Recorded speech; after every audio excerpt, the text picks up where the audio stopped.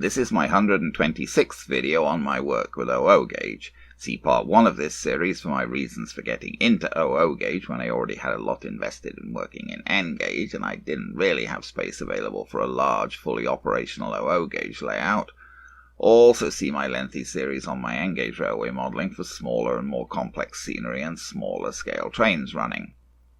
This part will deal with my struggles with a kit-built model of an LMS Beyer-Garratt locomotive, which I bought at the recent Great British Train Show in Brampton, Ontario, Canada at the end of last month.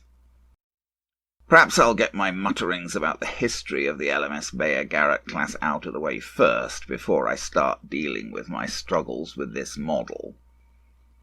The LMS Beyer-Garratt locomotives were built for the LMS shortly after amalgamation in the late 1920s by Beyer-Peacock, who had considerable experience building this general type of locomotive, based on the ideas of Herbert William Garratt. The basic idea of a Garratt locomotive was that whilst it had only one boiler and one driving cab, it combined two sets of driving wheels driven separately by their own cylinders, one set at each end of the locomotive. In this case there were also two wheeled pony trucks at each end, as well as the 6 driving wheels at each end, making the wheel configuration 260 plus 062. There were separate tenders for water and coal. The water tender was in front of the boiler at the smoke box end, and the coal tender was behind the driving cab, so that coal from it could be accessed to stoke the firebox. Initially, the LMS locos had more or less conventional coal tenders, but it was found that it was difficult to get enough coal down for stoking quickly enough, so later the locomotives were fitted, and the earlier ones retrofitted, with special rotating conical coal bunkers, which could automatically feed the coal down for stoking. The rotation of the conical coal bunker was driven by a separate small steam engine. My model features the conical rotating coal bunker, though it doesn't actually rotate on my model. The LMS ordered these locomotives with the idea that they could be used to pull heavy coal trains, which previously required double heading, i.e. the use of 2 completely separate locomotives, each with its own crew. It should be more economical to use a Beyer-Garratt locomotive with 1 crew. Unfortunately, the folks at the LMS, previously Midland Railway Derby Works, insisted that Beyer-Peacock should use many standard LMS ex-Midland components on these locomotives, overruling the engineers at Beyer-Peacock, who actually knew a lot more about this type of locomotive. The boiler of the locos was based on the boiler of the 7F, which was the largest loco produced by the Derby Works, made for use on the Somerset and Dorset Joint Railway. More seriously, the use of standard LMS Midland axle boxes was insisted upon, and these proved quite unsatisfactory in service. So these locos worked and continued in use for pulling heavy coal trains until the second half of the 1950s, well into British Railways days, but they spent a lot of time having maintenance work done on them and generally weren't very reliable. So far as I know, there was only one occasion when one of the LMS Beyer-Garratt locos was used to pull a passenger train. The loco was hooked up to a large express running from Derby to St Pancras on the old Midland Main Line, but the loco failed with overheating axle boxes on the first leg and had to be replaced at Leicester. Given the rather checkered history of the real thing, it's perhaps weirdly appropriate that I have had tremendous problems and struggles with this model. Here's the model on my little test track, along with the other loco that I bought at the Great British Train Show, a Black 5. I had my struggles with the Black 5 as well, but to a lesser extent. I was going to cover both in this video, but I decided to leave the Black 5 for a future part when the struggles with the Beyer-Garratt escalated. This was always a handsome-looking model. It's a very solid, all-metal construction. It was built from a kit, but I don't know who made the kit. The model is driven by a single portascap motor in the water tender at right here. The set of wheels at left are passive, like the loco wheels on a tender-driven model. Railing this model was quite tricky given its long, articulated nature, and all of the parts are permanently linked together. The model was slightly too long for all of it to fit on my railing ramp. Nevertheless, I used the railing ramp to help with getting the model properly onto the tracks, and it definitely helped. Here's the front of the model, the water tender, which contains the motor, just as it came off the railing ramp onto my main Hornby layout. So let's check in with my initial attempts to run this model on the layout. Well, sadly, but perhaps not surprisingly, the news on this Beyer-Garratt is not too good. Which way are we going here?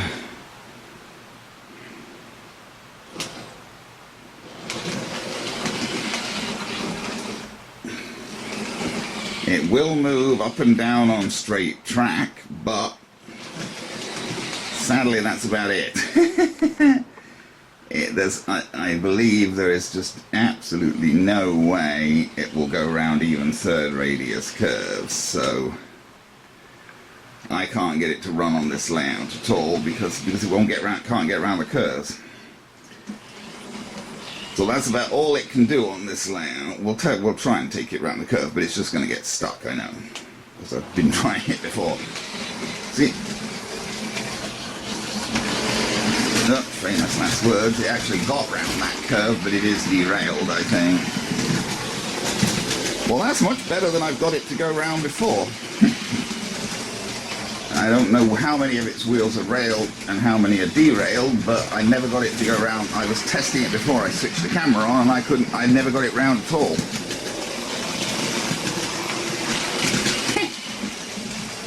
Well, that's a turnout for the books, isn't it? It's usually the other way around. It works off camera and doesn't work on camera. I don't think all of the wheels are actually on the track now. No, the front bogie certainly isn't on the track, but the front bogie is certainly not running on the track. You can see it on here. And indeed, one of the driving wheels is not on the track. Where are we? See, that's a driving wheel. Those are the driving wheels at the back. So one of the driving wheels is off the track and the front bogie's off the track. However, it is actually, still moving. Now that's going nominally backwards. Oh no, maybe that's not a driving wheel then, because that's going backwards. Okay, I'll tell a lie, I'm getting confused here. Let's stop it. I get confused which is the boiler and which is the tender, because they look rather similar. Okay, that is the boiler. And that is the rotating coal tender. And the motor, I think, is actually in the rotating coal tender. So yes, so that's a passive wheel. So the front bogey's off. The front bogey's off, and that's a passive wheel. It's not a driving wheel, I beg your pardon. It's a passive wheel at the back that's off. Those are passive wheels. So we're sort of forcing, let's see if we can get it round again. We're sort of forcing it round the third radius curves, but only by virtue of running it round with oh no, see, now it's derailed to the point where it's actually got stuck. But we did get it around a few times. It's now derailed there to the point where it won't move at all, because it's quite badly derailed. You can see it's come off on the point there. But that was more than I ever got it round before. I might try and clear the outer, though it's a bit of a silly place to run it on the shelf layout, because it can only run into passenger stations. But I might try and clear the outer, because that's the outer circuit on the shelf layout only has 4th radius curves, so we could see if we can get round those. Apart from the fact that the model pretty much derailed every time it tried to go round a curve, I was also having some problems with it picking up and driving the motor consistently. I took it down to the bench to have a more detailed look at it. The motor and pickup setup was rather strange. There was a vertically mounted portiscap motor in the water tender, which drove the 6 linked wheels at that end through a slightly complex arrangement of gears. There were only 2 wires from the motor, one to each brush. One wire went to the chassis of the water tender, The other wire went all the way to the other end of the model. You can see it snaking through the middle there. The far end of that wire was soldered to the chassis of the coal tender. Here's the wire from one motor brush, seen in red at centre left here, soldered to the chassis of the water tender. You can also see part of the gear tray in here. And here's the end of the other brush wire soldered to the chassis of the coal tender at the far end of the model. That wire ran right along the model under the boiler. There were no wiper pickups at all. The model worked on the principle of the chassis at one end being connected through the axles and wheels to one rail, whilst the chassis at the other end was connected through its axles and wheels to the other rail. It seemed a strange arrangement, but it sort of worked. So to run the motor on the bench, I had to touch one contact to a wheel on the left side of the front set of wheels, whilst touching the other contact to a wheel on the right side of the rear set of wheels. I used my Pico scraper and brush set to clean the wheels. Here's the scraper on the pickup side of the front wheels. And here's the brush on the pickup side of the back wheels. Cleaning the wheels did seem to solve the pickup problems, but not surprisingly, it didn't do anything to help with the derailing. I tried the model on my shelf layout, as the outer track there has only 4th radius curves, the gentlest I can manage on one of my layouts. Basically, this Beyer-Garratt won't run on anything, pretty much. I did take it down to the bench and get the motor running again. And it'll run along straight track. So here we go, to run it into the station. And we'll run it back out of the station. I'm stopping it there. That's a 4th radius curve there. See, it's railed properly now. All the bits of it are railed properly, and it is going backwards and forwards. But it will not get round even a 4th radius curve. That's the problem. I'm going to run it into the 4th radius curve now. Yeah, and it derailed. See, there you go. It's derailed. Take power off it because we don't want to stress it. And its power, that's actually where the engine, the motor on it is. And it's just derailed going into the 4th radius curve. I can try putting it on the other way round, I suppose, and see. That's the only other thing I can think of to try, is railing it the opposite way round. So it's trying to go, but it doesn't want to go around the 4th radius curve motor first. Let's just have one more try, but I don't think it's going to work, but we'll have one more try going into the 4th radius curve. It's probably going to derail at the same point. Yeah, it just won't do it. It just gets part way around that 4th radius curve. And that's a Hornby set track 4th radius curve, and the front of the motor drive just comes off. Okay, now I've got it railed the opposite way round. With its engine and its motor drive facing into that station. And it'll go into the station. It went into the station the other way around. Now it's coming out of the station. Now it's essentially pushing itself now because its motor is inside the tender there. Its motor is inside the water tender, which is at that end. And it's the only motor it has is in there. It's picking up from the other end, but not driving. And we'll take it round, I guess. We'll zoom out a little further if I can persuade the zoom to work. Oh no, I can't. That's as far out as the zoom goes. I beg your pardon, because I'm just standing quite close to it.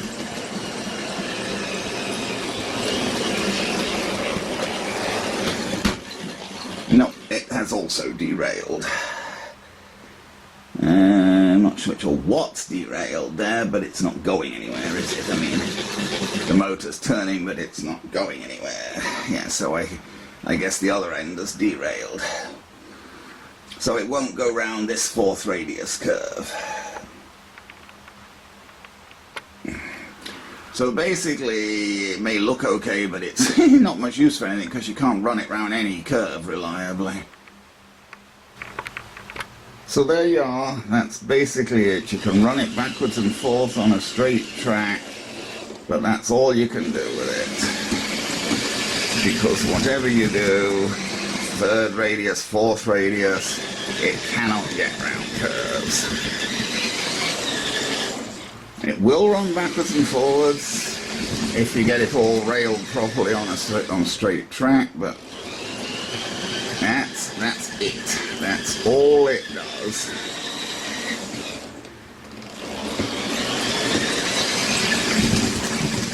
So not a great idea. There it goes, derailing as always. And as I say, that's a fourth radius set track curve, so if it can't get around that, I mean, that's about it. I mean, there's nothing much else you can do on any... You're not going to have an easier curve to get round than that on any model railway layout, really. I nearly gave up on the model at that point, but it seemed a bit pointless having a model that I couldn't get to run round or end to end on any of my layouts, so I thought some more about it. Here you can see the model on the bench, and I've got it bent as far as it was possible to bend it. Given that it wasn't possible to bend the model any more than this, it's hardly surprising that it derailed almost every time it tried to go round a curve, as that bend is not as tight as even a fourth radius curve. The model couldn't bend any tighter than that because the body sections were hitting each other, preventing pivoting any further. Here's the view from the bottom. The body sections were connected by threaded rods passing through holes in crossbars with nuts on the end. I took off the retaining nuts and separated the body sections. To get the coal bunker section off, I had to first remove the body of the coal bunker, which was just held onto the chassis by a single screw. I unsoldered the long wire from the chassis of the coal bunker in order to allow me to fully separate the sections. The hole seen here is where the threaded rod for connecting the coal tender went through the back of the footplate behind the cab. The unpainted section is where a plastic pad was fitted, presumably to insulate one section from the other, although I'd have thought that there would still be some connection through the threaded rod. This is the threaded connection rod at the other end. It was hard to get this rod out as its head was under the front of the boiler and the boiler was permanently fixed to the chassis. I ended up just breaking the rod off, as there was really no way to get whatever was on the other end out. I used a 2mm bit and a pin vise to drill a hole in the bottom of the footplate about 1/4 of an inch behind the original hole. Then I fixed the threaded rod into that hole with CA glue. This would make the gap between the front of the boiler and the water tender 1/4 of an inch bigger. Not very realistic, but it should allow the model to bend enough to get round curves. Because I was moving the water tender, which contained the motor, further away, I had to extend the wire to the chassis at the far end if I wanted to solder it to the same point. It seemed that it would be simpler and more reliable to solder to the same point on the chassis, so I soldered on a short length of wire to extend the original and then soldered the end of my extension to the point on the chassis. When I tried the model after those modifications, it did get round curves finally, but the front bogie derailed pretty much every time it went round a curve. So I had to think on further modifications. Here's a view of the front bogie as the model came to me. Here's more of a close-up. You can see that the bogie is prevented from rotating far to left or right by flanges protruding from the chassis. It seemed to me that this was stopping the bogie moving enough to stay on the rails round curves. So I used a cutting disc in a rotary tool to cut off the flanges on the chassis.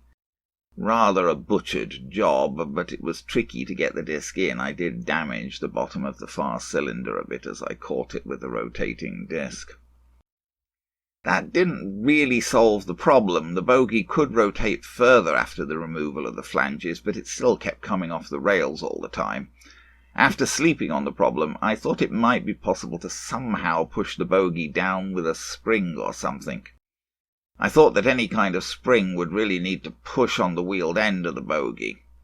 I wanted to put some kind of plate across that would allow the bogie to be pushed down and also smooth its travel from side to side, but the screw connecting the water tender to the body and providing access to the motor was behind the bogie shaft, so I couldn't cover the whole area or the body connection screw would become inaccessible.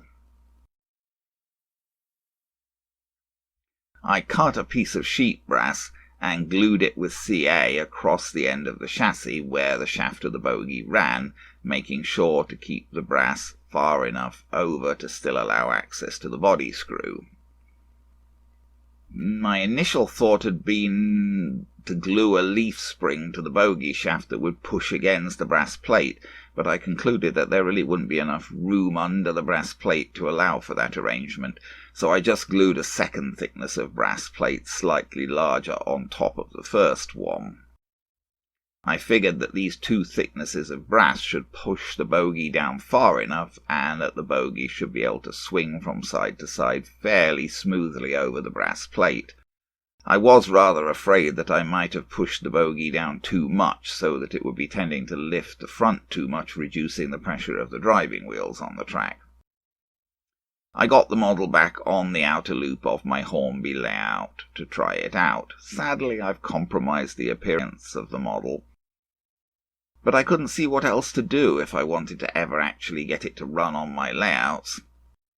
So let's see the running after all of these modifications. Well, I've performed some pretty brutal surgery on this model because, well, I mean, it just didn't seem too much use to me if I couldn't get it going. There's a much bigger gap now between the water tender and the loco, which is not good. You can see the wire and things, but I had to do that in order to get it to turn enough to go around the corners. And I've pushed the front bogie down, probably a little too much. I mean, the problem is the front bogie is now staying on the track, but I mean, it's pushing down so much it's reducing the traction of the main driving wheels, which are on there. Still, we'll see what we can do. See, we're getting wheel spin now because, especially going around the corners, because the main wheels are not pressing on the track as firmly as they should. Now we got stuck. Can we come back the other way? Nope, no, I can't get it to go at all the other way. Whoa, no, and I can't step over stuff whilst holding the camera and things. Nope.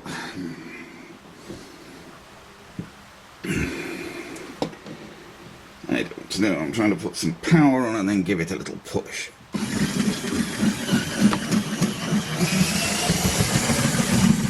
Bit tricky, as I say, trying to do things while you're holding the camera. I mean, it's about the best I can do with it, really. Famous last words. I mean, at least I can sort of get it round the layout now, which I couldn't at all before. Let's see if we can turn it the other way. Now this is going backwards, nominally. We're pushing it. The bogie at the other end, with the back, which is now at the front, is still kind of iffy. I haven't done any surgery on that, it's just dangling a bit.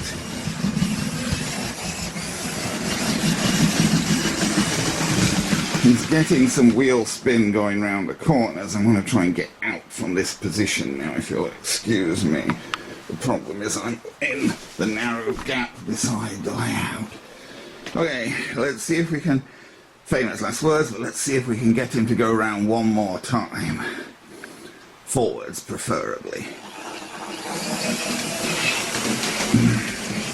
He gets wheel spin even just running himself without any... I'm not even tried to run any wagons with him, and I don't think I'm ever going to. This is the best I can do with him, just to get him go around the layout. At least, you know, he's gone around several times now in both directions, and he hasn't derailed either bogie. And that's about the best I can do. I think that's about the end of my surgical messings around with this model. I've got it to the point where I can get it to go round the layout both ways, and that's about all I'm going to do, I think.